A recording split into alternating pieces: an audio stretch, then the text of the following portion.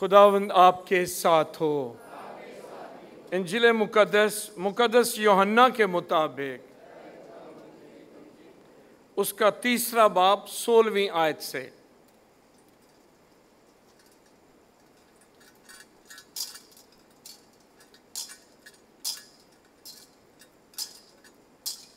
यूहन्ना 3 बाब 16वीं आयत से 18वीं आयत तक। क्योंकि खुदा ने दुनिया को ऐसा प्यार किया कि उसने अपना इकलौता बेटा बख्श दिया, ताकि जो कोई उस पर ईमान लाए हलाक ना हो बल्कि हमेशा की जिंदगी पाए। क्योंकि खुदा ने बेटे को दुनिया में इसलिए नहीं भेजा कि दुनिया पर फतवा दे, बल्कि इसलिए कि दुनिया उसके वसीले से निजात पाए। जो उस पर ईमान लाता है उस पर फतवा ना दिया जाएगा, लेकिन जो उस पर ईमान नहीं लाता उस पर फतवा हो चुका, क्योंकि वो खुदा के इकलौते बेटे के नाम पर ईमान ना लाया। इंजील मुकद्दस के वसीले से हम सब की खताएं मुआफ़ की जाएं।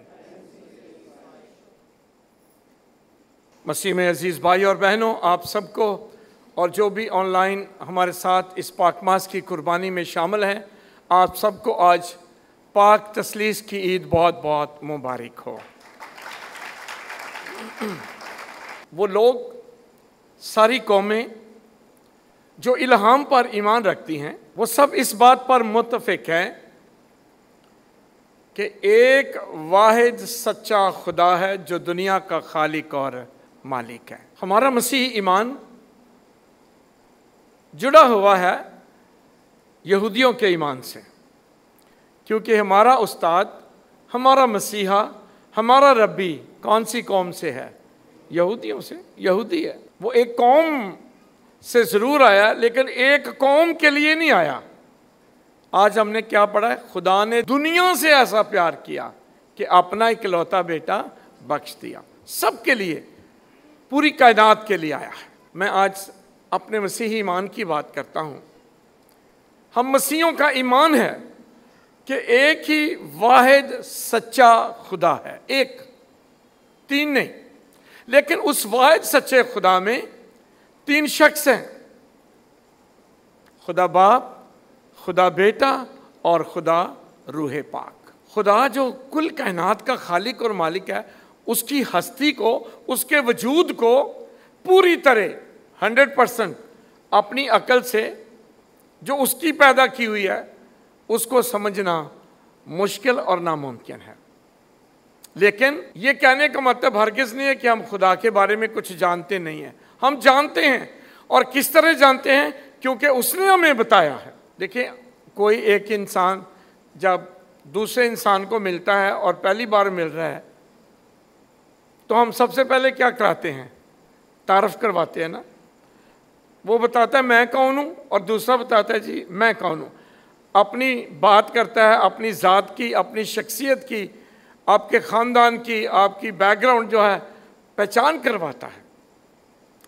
हम उसको पहले नहीं जानते हैं, लेकिन जब वो पहचान करवाता है तो हमें थोड़ा सा इल्म होता है। खुदा को हम नहीं जान सकते, लेकिन उसने खुद ही हमें बताया है कि वो कौन है। इस अकल से नहीं, खुदा ने आप अपनी पहचान हमें करवाई, अपना तारफ़ करवाया कि वो कौन है। और सबसे पहले बाइबल मुकद्दस में हम तकवीन की किताब में पढ़ते हैं, उसने तारफ़ करवाया। कब तारफ़ करवाया? जब उसने कायनात को पैदा किया। खुदा बाप ने कायनात को पैदा किया, लेकिन किस तरह पैदा किया? अपने कलमे से। खुदा ने कहा आसमान को हो जा, तो क्या हुआ? हो गया। सूरज को कहा हो जा, तो हो गया। ज़मीन को कहा हो जा, तो हो गया। कलमा सिर्फ ये कहा है हो जा, हो गया। कुन, खुदा और उसका कलमा उसके अंदर से निकला है, और जो कुछ उसकी ज़ात में है वो खुदा ही है। लेकिन जब बाहर निकला है तो वो कलमा है। जो उसके अंदर था वही कलमा बाहर निकला, और उसी कलमे के वसीले से, उसकी मार्फत खुदा ने कायनात को पैदा किया। खुदा बाप कायनात पैदा कर रहा है। किसके ज़रिए से? कलमे के ज़रिए से। और ये कलमा कौन है? वही कलमा जो आगे चलकर मुजस्सम हुआ और माँ मरियम से पैदा हुआ। कौन? खुदावंद यीशु मसीह।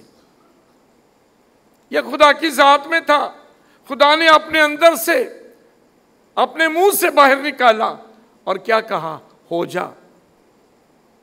यह खुदा की ज़ात में है। और जब बाहर निकला है उसकी एक अलहदा पहचान जरूर है, लेकिन वही खुदा है। इसलिए यह कलमा लाजर को कहता है, ऐ लाजर मैं तुझसे कहता हूं बाहर निकला। जो मर गया था कफन समेत बाहर आ जाता है। और जब कायनात को पैदा किया गया, खुदा कलमे से पैदा कर रहा है। खुदा बाप, कलमा हो जा, बाप और बेटा मौजूद है। और तीसरा शख्स कहाँ है? रूहे पाक क्या कर रहा है? पानियों पर क्या कर रहा है? जुम्बश कर रहा है, खुश हो रहा है। जो लफ्ज़ जुम्बश के लिए इस्तेमाल हुआ है इब्रानी में, वही लफ्ज़ डांस के लिए है। सेम लफ्ज़। डांस होता क्या है?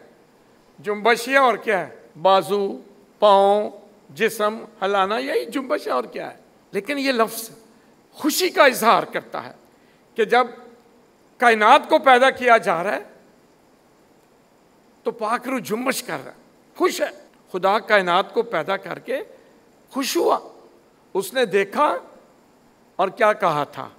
अच्छा है। खुश हुआ, शाबाश दी, तारीफ की अपने काम की। लेकिन एक बात कही, जब इंसान की बारी आई है तो खुदा ने क्या कहा था? आओ हम, आओ हम। आओ मैं नहीं। आओ लफ्ज़ जो है ना, कल्ले बंदे लिए इस्तेमाल ही नहीं होता। मैं अपने आप को नहीं कहता आओ मैं जाऊं। आओ हमेशा हम के साथ। आओ हम लिखा है, आओ हम इंसान को अपनी सूरत पर पैदा करें। आओ हम जमा है, खुदा बाप, खुदा बेटा और खुदा रूहे पाक। पर ये तीन नहीं, तीन शख्स हैं, लेकिन एक ही वाहिद सच्चा खुदा है। खुदा ने अपनी ज़ात का भेद आहिस्ता आहिस्ता खोला है। एकदम नहीं दसिया कि मैं एक खुदा ते तीन शख्स ना, ये नहीं दसिया। एकदम नहीं, आहिस्ता आहिस्ता इसराइल कौम को चुना और क्या जाहिर किया? मैं एक वाहिद सच्चा खुदा हाँ। पहला हुक्म क्या है? जब हुक्म दिए, शरीयत दी, तो पहला हुक्म ही ये दे दिया है। कौन सा? एक खुदा को मानना, फ़कत उसी की बंदगी और उसी को। ये क्यों कहा? चाहिए नहीं था तीन की बात करता, नहीं, क्योंकि उस वक्त ये जिन कौमों में रहते थे वो तो ढेरों खुदाओं की, देवतों और देवतियों की पूजा करते थे। अगर उस वक्त खुदा कहता मैं एक खुदा और तीन शख्स है, तो उन्हें कहना नहीं, तीन ना या चार ना या पांच ना की फर्क पैंदा? नहीं, उस वक्त नहीं। पहले खुदा ने उनकी सोच को, उनके ईमान को तैयार किया, एक खुदा की तरफ लेकर आया। और फिर लिखा है जब वक्त पूरा हुआ तो खुदा ने अपने बेटे को इस दुनिया में भेजा। पहले तैयार किया, बहुत सदियों के बाद, हज़ारों सालों के बाद अपना बेटा बख्शा है। तैयार हो गए लोग। इशाया कहता है ना, हमें एक बेटा अता किया गया, खुदाए अजीब, अजीबो मशीर। वो बेटा क्या है? खुदा अजीबो मशीर। तैयार हो गए लोग, बेटा सामने आ गया। यूहन्ना 3 बाब 16 आयत, खुदा ने दुनिया से ऐसा प्यार किया कि अपना इकलौता बेटा बख्श दिया। लेकिन जब वक्त पूरा हुआ, बेटा आ गया। अब बेटे में वही पावर है, वही इख्तियार है जो बाप में है। ये नहीं है कि बेटा छोटा है, नहीं नहीं नहीं, वही इख्तियार, वही पावर, वही कुदरत। हवाओं को कहता है थम जाओ, तो थम जाती है कि नहीं? थम जाती है। ये बंदे का काम नहीं, ये तो खुदा का इख्तियार है। मुर्दा लाजर को कहता है उठ जा, उठ जाता है खुदा बेटा। लेकिन उसका मिशन था कि वो सलीब पर अपनी जान कुर्बान करके हमें मखरसी और निजात दे, और उसने ऐसा ही किया। हमने अभी ईद पाशका का मौसम ख़त्म किया है, और जाकर उसने वादा किया था कि मैं जाता हूं और जाकर तुम्हारे लिए दूसरा वकील, मददगार भेजूंगा, दूसरा वकील। और वो कौन है? रूह पाक। हमने पिछले इतवार रूह पाक की ईद मनाई। खुदा की हस्ती का, वजूद का तीसरा शख्स खुदा रूह पाक। खुदा हमारी निजात के लिए अपने आप को जाहिर करता है, पहले खालिक और मालिक, फिर बचाने वाला, और फिर पाक रूह, सबको पाक करने वाला। आज जब हम पाक तसलीस की ईद मनाते हैं, आए खुदा का शुक्र अदा करें। खुदा हमें प्यार करता है, हमें पैदा करता है, हमें बचाता है, हमें पाक करता है, इसलिए कि वो हमें प्यार करता है। हम अपने अपने ख़ानदानों के लिए दुआ करें, खुदा ख़ानदानों को मुत्तहिद रखे। दूसरा, आज हम ख़ास दुआ करेंगे, खुदा पूरी दुनिया से कोरोना वबा को दूर करे। मुल्क पाकिस्तान, वतन अजीज़ के लिए दुआ करें। तादाद बहुत बढ़ती जा रही है। आज मैं खुश हूँ, हम सारे मास्क पहन के बैठे हैं। जब बाहर जाते हैं ना, ऐसा करें, ये पहने मास्क। क्यों? क्योंकि आप अपनी ज़िंदगी के ज़िम्मेदार हैं। देखिए, असी को बहुत अमीर तो नहीं हाँ कि 10 जी साढ़े घर च ने ते 10 कमरे ने साढ़े कोल, इंज नहीं है।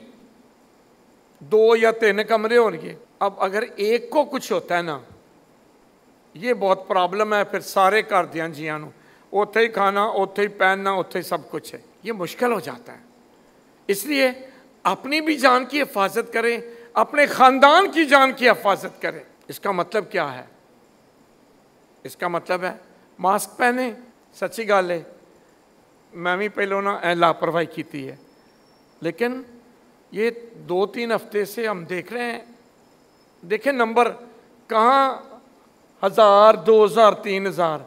अब मेरा ख्याल है नंबर जिनका पता है वो 1 लाख से भी ऊपर है। लेकिन अब सारे कह रहे हैं कि पाकिस्तान में कम से कम 7 से 10 लाख के करीब लोग जो हैं वो इस मुश्किल में हैं। सिर्फ एक अर्ज़ कर रहा हूँ, अपनी भी जान की हिफाजत करें, ठीक है, और अपने ख़ानदान की भी। मास्क पहने। ये हुकूमत की तरफ से इसको ना समझें कि जी ये जबर है, सख्ती है। नहीं, अपनी जान के लिए, अपने बच्चों के लिए, अपने ख़ानदान के लिए, अपने बुज़ुर्गों के लिए ख़ासकर मास्क पहने। मैं शुक्रगुज़ार हूँ आप सबका जिन्होंने मेरी अर्ज़ पर मास्क पहना हुआ है। जिन्होंने नहीं पहना उनका भी शुक्रगुज़ार हूँ। लेकिन अगर पहन लेंगे अपने लिए भी, और जितने भी लोग चर्च में आए हैं, ये सबके लिए है, सबकी जानों के लिए ना। थोड़ा सा ना यहाँ पर एक दूसरे का, अपने ख़ानदान का ज़रूर ख्याल करें। हमें अंदर बाहर आना जाना है काम के लिए, उसके बगैर तो काम नहीं चल सकता है। लेकिन फिर भी जितनी हिफाजत आप अपनी कर सकते हैं ना, ज़रूर करें।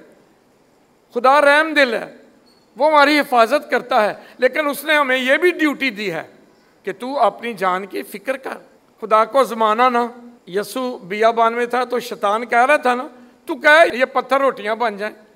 यसू ली मुश्किल है ऐसी कोई नहीं कीता। तू छलांग लगा दे, ਉਹਦੇ फरिश्ते तेनू संभालणगे, सो तेनू अपने हथां ते आप उठावणगे। यसू कर सकता था कि नहीं? कर सकता था। एक बात यसू ने कही, तू खुदावंद अपने खुदा को मत आज़मा। मैं नहीं जी मास्क पांदा, रब साडा यहोवा साडा आप ही साडी हिफाजत करेगा। अपने गलों जिम्मेदारी ला के यहोवा ते पा दियो। तो यहोवा ने क्या है? अपनी हिफाजत कर, निगहबानी कर। और खुदावंद अपने खुदा को मत आज़मा। सो अपनी हिफाजत करें, अपनी निगहबानी करें, अपने लिए, किसी के लिए नहीं, हुकूमत के लिए नहीं, हमसायों के लिए नहीं, अपने लिए, अपने बच्चों के लिए, अपने बहन भाइयों के लिए, अपने बुज़ुर्गों के लिए। क्योंकि जब ये एक को हो जाता है ना, सबको लपेट में ले लेता है। इसका मतलब खौफ पैदा करना नहीं, इत्तेहात। ये को डरिए ना, ठीक है, बचिए। मीडिया साढ़े हर रोज़ TV वेखने आ, उत्थे 100 गल्लां कहंदे ने। पहले बहुत लोग टिकटॉक बना के घलदे सन, तुसां वेख्या घट गए ने। टिकटॉक बनाने वाले भी फस गए ने, ये हुण घट गए ने टिकटॉक वाले भी। क्यों? वो कहते थे शायद ये सब मजाक है। ये मजाक नहीं, ये संजीदा मामला है। ज़िंदगी संजीदा मामला है। आए हम भी इसको संजीदगी से लें, एक दूसरे की फ़िक्र करें, एक दूसरे का एहसास करें, और एक दूसरे के लिए इतनी सी कुर्बानी ज़रूर दें कि हम मास्क पहनकर अपने ख़ानदान की ज़िंदगी को महफूज बना सकें। हमारा ईमान ज़िंदा खुदा पर है, वो हमारी हिफाजत करेगा। हम भी अपनी हिफाजत करें, वो हमारी हिफाजत करेगा और हमें बरकत देगा। ये मांगते हैं मसीह खुदावंद के वसीले से, आमीन।